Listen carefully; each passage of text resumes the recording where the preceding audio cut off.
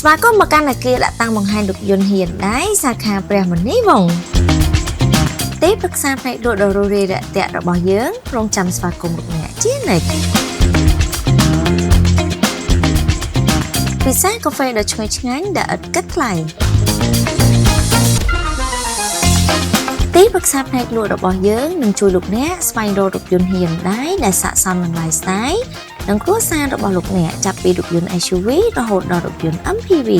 លោកអ្នកអាចសាកសួរព័ត៌មានដោយសេរីទីប្រឹក្សាផ្នែកលក់រីករាយនឹងជម្រាបជូនរាល់ព័ត៌មានលម្អិតអំពីរថយន្តនិង promotion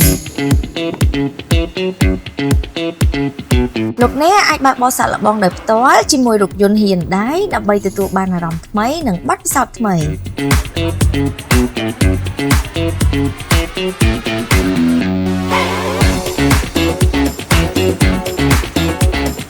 នៅពីក្រោយអគារតាំងបង្ហាញពួកយើងក៏មានមជ្ឈមណ្ឌលថែទាំរថយន្តហ៊ានដៃដែលត្រៀមខ្លួនរួចជាស្រេចក្នុងការផ្តល់សេវាកម្មជូនលោកអ្នក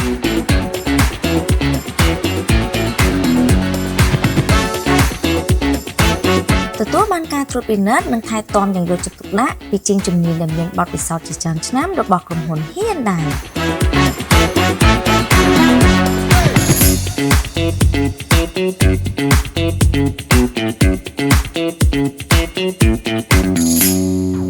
ព្រោះតែ right here right care ហ៊ានដៃគឺជាជម្រើសដ៏ល្អបំផុតសម្រាប់លោកអ្នកក្នុងឆ្នាំ2026